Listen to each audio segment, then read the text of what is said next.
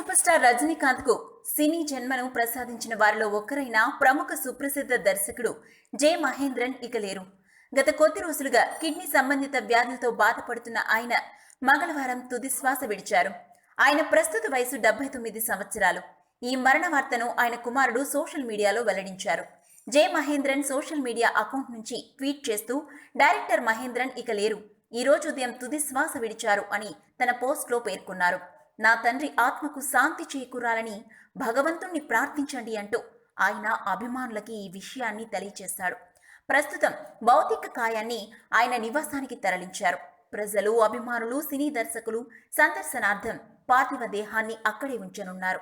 ఆ తర్వాత మంగళవారం సాయంత్రం 5 గంటలకు అంత్యక్రియలు నిర్వహిస్తామని కుటుంబ సభ్యులు వెల్లడించారు. ఇకపోతే రజనీకాంత్ ను సూపర్ స్టార్ గా మలవడంలో దర్శకుడు జె మహేంద్రన్ది గొప్ప పాత్ర. రజనీ నటించిన ముల్లరం చిత్రంతో దర్శకుడిగా తమిళ సినీ ఇండస్ట్రీకి పరిచయమయ్యాడు.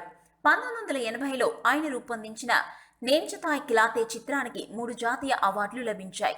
ఉత్తమ చిత్రం, ఉత్తమ సినిమాటోగ్రఫీ, బెస్ట్ ఆడియోగ్రఫీ అవార్డులు ఆ చిత్రం అందుకుంది. గత 3 దశాబ్దాల సినీ జీవితంలో కాళీ, జానీ, పనక్కర్ పిళ్ళై, తంగ పాతక్కం, ఉత్తిరి పూక్కల్ లాంటి అత్యంత ప్రజాదరణ చిత్రాలను రూపొందించారు. నటుడిగా కామరాజ్, తెరి, కాటమరాయుడు, నిమిర్, మిస్టర్ చంద్రమౌతి, సీతాకత్తి, పేట చిత్రంలో నటించారు. ఆయన నటించిన చివరి చిత్రం బూమరాంగ్. 1979లో మహేంద్రన్ రూపొందించిన ఉత్తిరి పూకల్ అనే చిత్రం ఎంతో మంది దర్శకులకు స్ఫూర్తినిచ్చింది.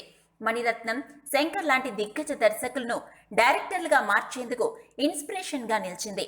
రజనీకాంత్ కు ఎక్కువ గుర్తింపు తెచ్చిన దర్శకుడు కూడా మహేంద్రన్ అనటంలో సందేహం లేదు. 80 సినిమాలకు పైగా దర్శకత్వం వహించిన మహేంద్రన్ 2 సార్లు జాతీయ అవార్డులను సైతం అందుకున్నారు. చైనాలోని ఫిల్మ్ ఇన్స్టిట్యూట్ BOFTA డైరెక్షన్ విభాగం హెడ్ గా పనిచేస్తూ ఎంతో మంది దర్శకులను తీర్చిదిద్దారు. ఈ సంవత్సరం విడుదలైన పెట్ట, బూమరాంగ్ చిత్రాల్లోనూ ఆయన నటించారు. 2018లో ఆయన లైఫ్ టైమ్ అచీవ్మెంట్ అవార్డు కూడా అందుకున్నారు. డైరెక్టర్ మహేంద్రన్ మృతి వార్తతో తమిళ చిత్ర పరిశ్రమ తీవ్ర దిగ్భ్రాంతికి గురైంది.